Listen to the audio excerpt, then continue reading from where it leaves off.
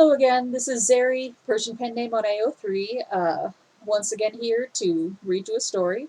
I have started this video like 3 or 4 times now. Sometimes I get interrupted, sometimes I forget to turn my fan off, and so then there's just a loud me sound for the whole time. That's not, you don't want that.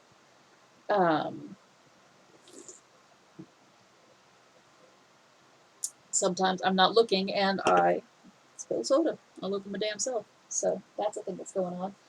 Let's see, still on T, still not noticing any voice changes. I'm on 1%, so it's going to be a while. Let's see, I finished my sweater. Well, I finished the body of my sweater this past week. So here's the bottom of it, looking like a sweater. Not much, to see there. So it's very big. I may have made it too big, but, oh no, I'm going to be too comfy. So there's that. Here, you sit here. You get a slouchy, tired Zeri this week because you have a slouchy, tired Zeri, and I'm in a fair amount of pain. My knees are not happy with me. My back is not happy with me. These are things that happen when you're old, like me.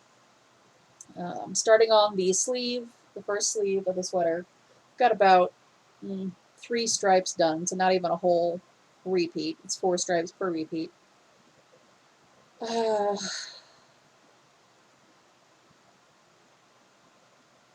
There's been this group up at work all week doing timeshares and like, oh, we'll save you money on vacations and such, but they are not good.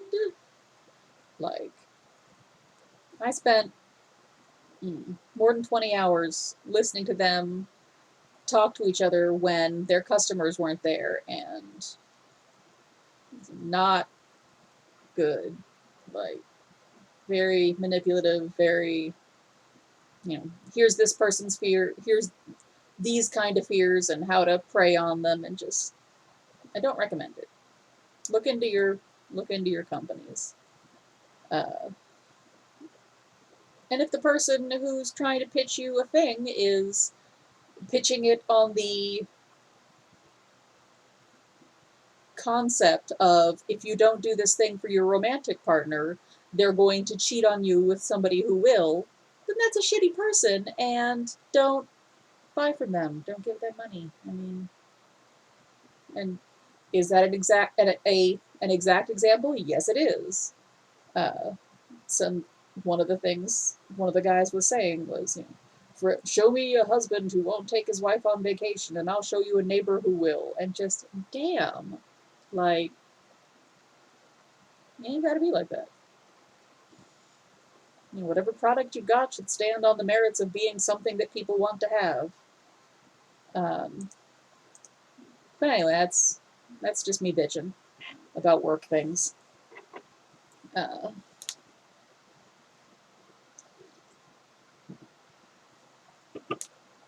Terribly unpleasant. So this week, I'll once again be reading a Good Omen story. This one is booked by Mimsynims. It's rated T.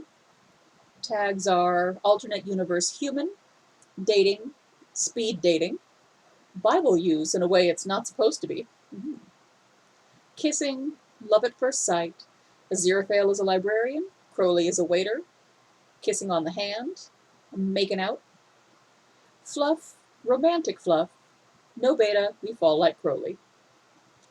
This is part 8 of their Good Omens Bingo 2021. Oh, I started this video so many times. I clearly cut my hair again, dyed it purple. So that's what else has been going on this week. I did that yesterday. But anyway, story. Time for the story. Booked by Mimsynims. No one would know. If he was really quick about it, no one would have to know. Aziraphale looked around, double-checking that he was alone in the library. No one in sight. He quickly pulled out the thick book from its hiding place under the counter. and placed it in front of a tall bookcase. He froze when he heard a sound. Was it the entrance door? No, he couldn't see anyone coming in, so he probably was just imagining it, he told himself. Being here all alone for too long was apparently playing tricks on his mind. He carefully stepped up onto the large book and tried to reach for a box on top of the shelf, fingers grazing it, but not quite close enough to grab it. Tongue sticking out of one corner of his mouth, he raised himself up onto his toes. Almost.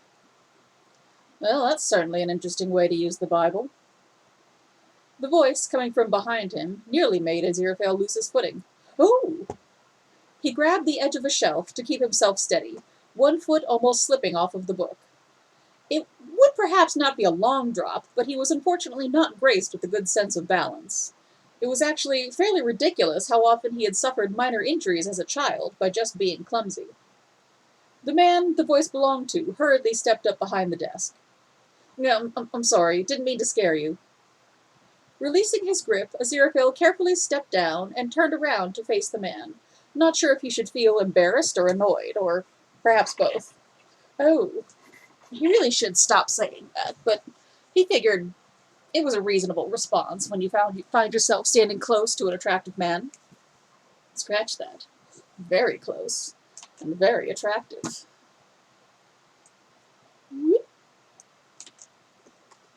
Long lashes framing caramel brown eyes, thick hair in the most intriguing reddish color he'd ever seen, amazing cheekbones sprinkled with constellations of freckles.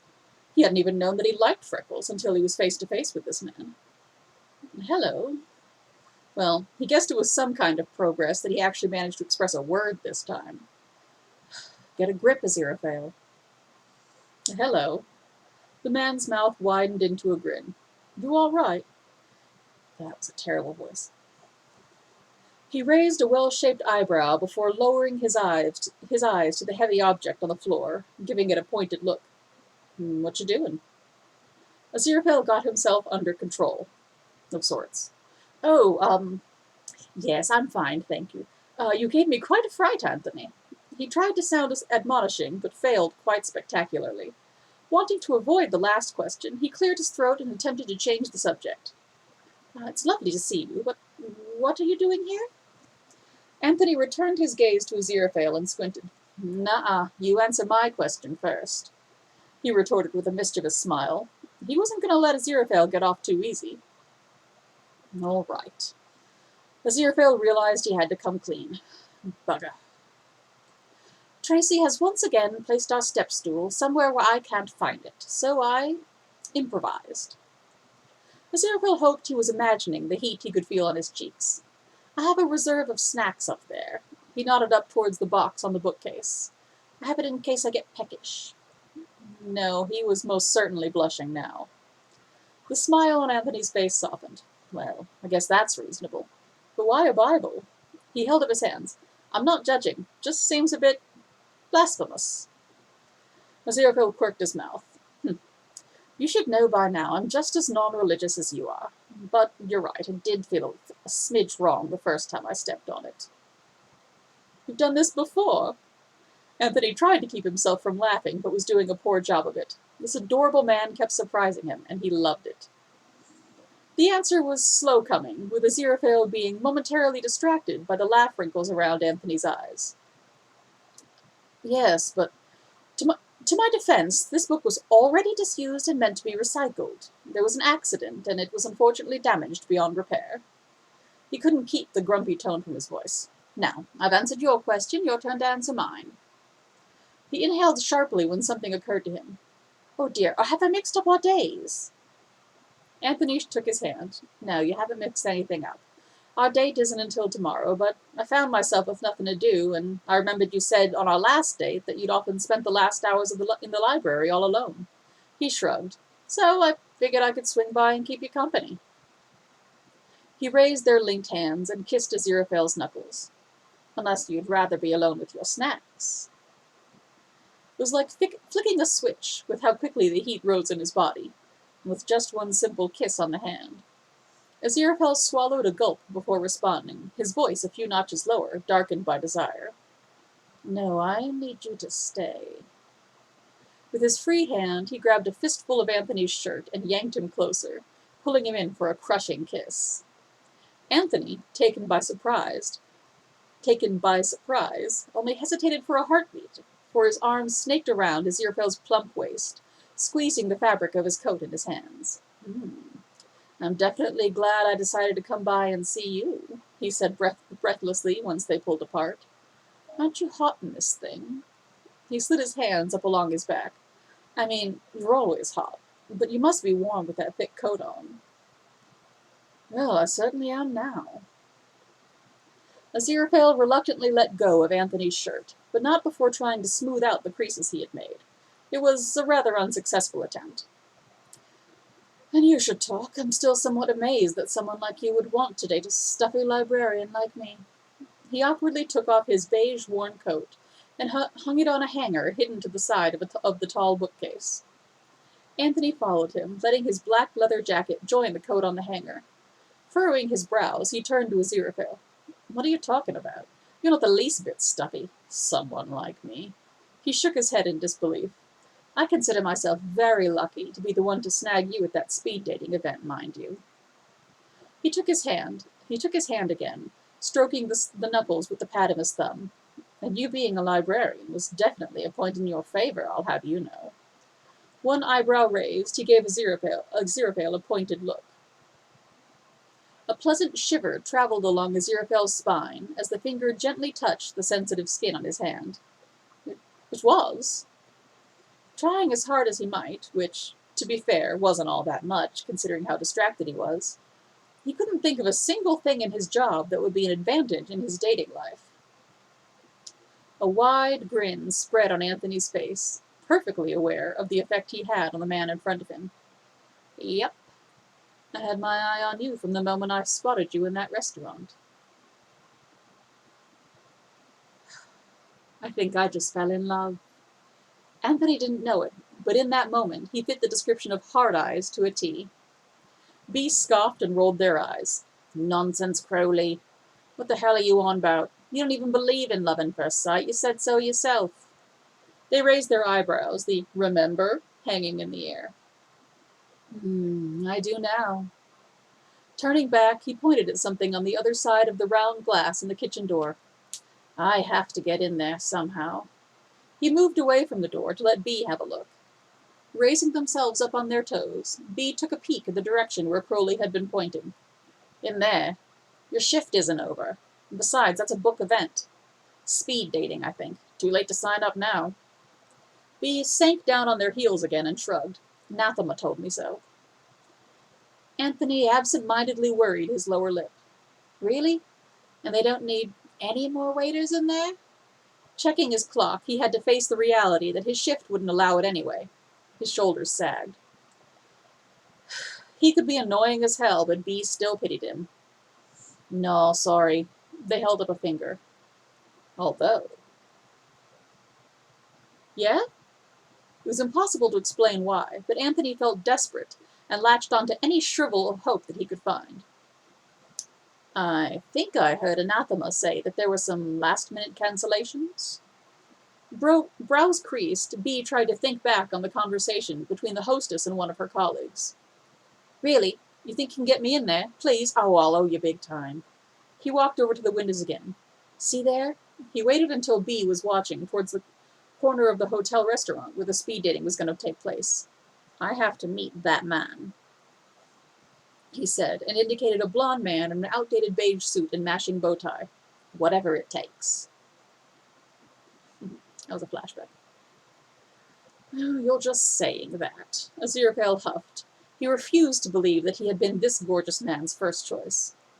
And what, pray tell, is the advantage with me being a librarian? The skepticism on his face was clear as day. You don't believe me? One eyebrow shot up. Remind me later and I'll tell you a story. But for now... He raised Aziraphale's hand to his mouth and kissed the palm, pleased when he felt it tremble. Let's start with your questions. He looked up. For one, I want my men bookish.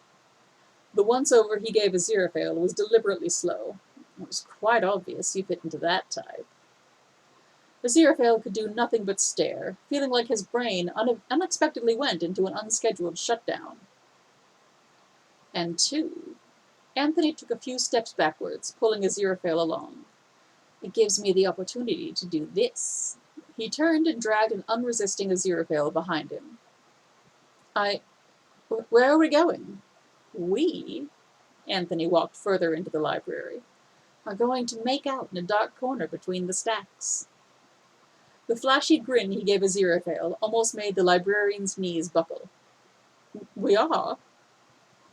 Anthony stopped and turned, uncertainty trickling into his voice. Unless you don't want to? He dragged his teeth over his lip, one of his nervous habits. Seeing that, Aziraphale's brain jump-started again, going from 0 to 100 in an instant. Before he could change his mind, he was the one hauling Anthony in between the two closest stacks.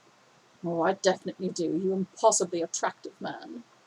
Not giving Anthony a chance to respond, he eased back against one of the bookcases and used his free hand to pull Anthony in for a kiss, his fingers lightly caressing the soft hair on the back of his neck. A split second later, Anthony hummed approvingly and grabbed hold of silky smooth platinum locks. He had always been a sucker for curly hair. Another moan slipped out when Aziraphale first nipped on his bottom lip, and then let the tip of his tongue carefully follow where his teeth had ventured. This wasn't the first time they had kissed, but it still felt a bit unreal to Anthony when they did. He had been astounded when the man of his dreams had matched with him in the speed dating. Him, a lowly waiter. But then to find out he was also a phenomenal kisser? It was seventh heaven, like a dream come true. In moments like these, Aziraphale was tempted to reassess his position as an atheist. Because how the hell had he managed to catch such a wonderful man, if not by divine intervention? He'd actually thought that the hostess had made a mistake when she handed him the contact info to the men he had matched with. Feeling bewildered, since he hadn't expected to make any matches at all, he almost told her so, and was about to give the slip of paper back when he saw one of his two matches was with Tony. Lucky number 13, he had called himself.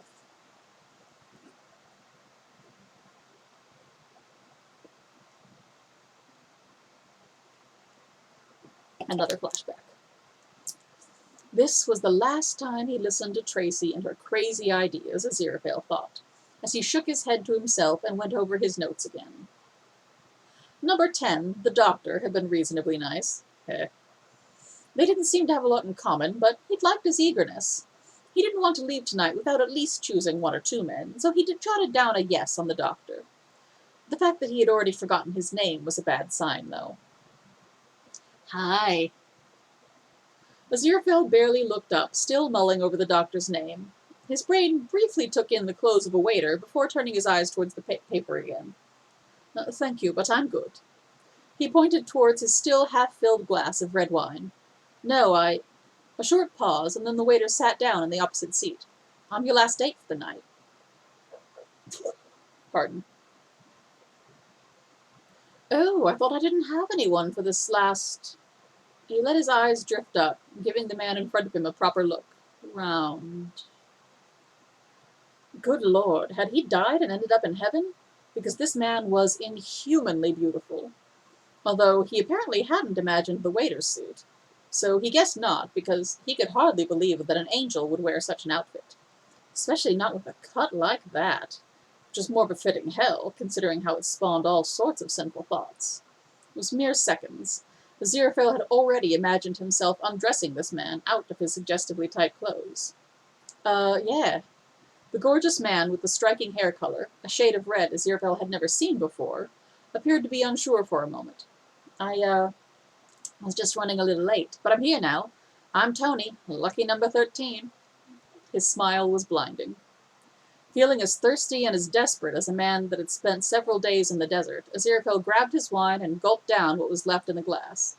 He realized that was probably a bad idea, but at least he could talk again. I'm very lucky indeed. He cleared his throat. I'm Aziraphale. He tried for a wobbly smile. Tony's smile widened even more, crinkling his eyes. Aziraphale. I love your name. End of the flashback. When the final bell chimed, Aziraphale had felt disappointment for the first time that evening. He wanted to continue talking to this angel in white. As soon as Tony was out of sight, he had written down a "yes" in capital letters, and then handed in the note to the hostess Anathema. He had been the last one to hand in his card, so she told him that she could start to go over it right away if he was willing to wait. His "yes" was out before she'd even finished the sentence.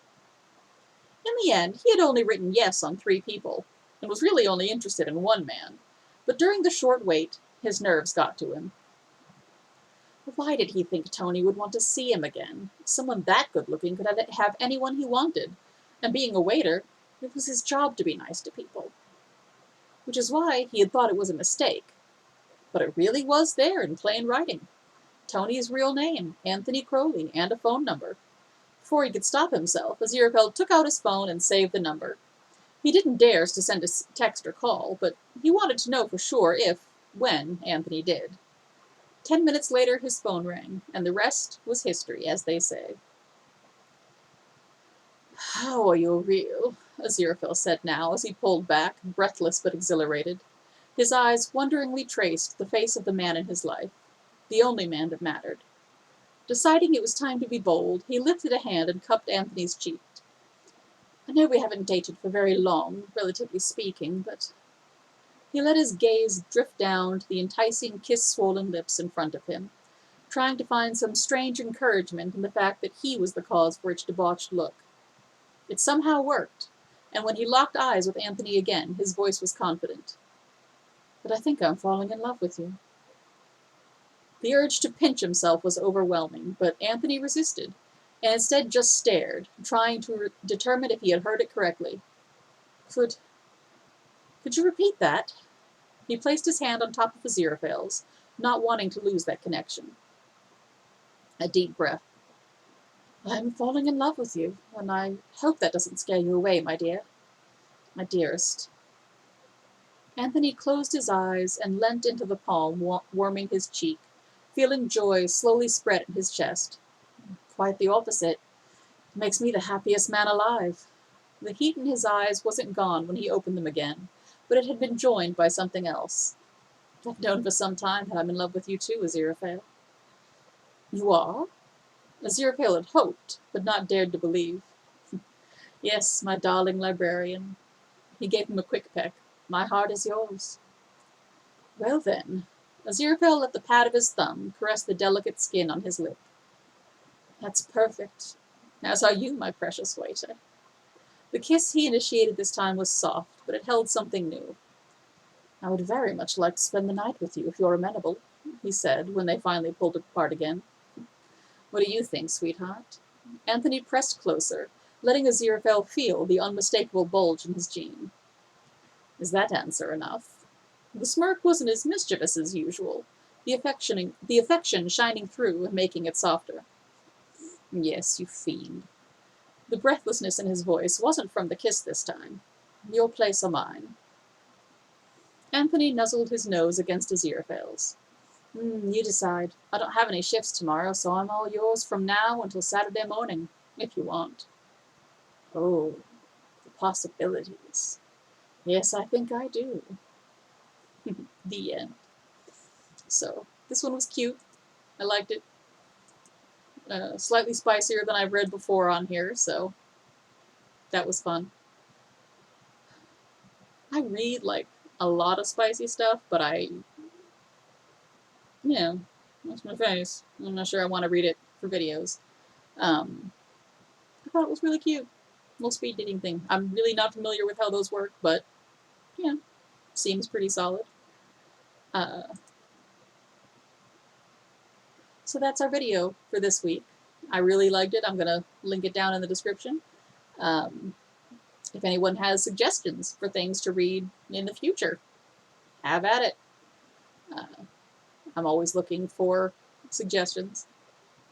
And with that, I think I'm going to go. Oh god, this hair is going nuts. I'm gonna figure out what I'm doing with a little bit of time before my D&D game this week. And I'll see you guys next week.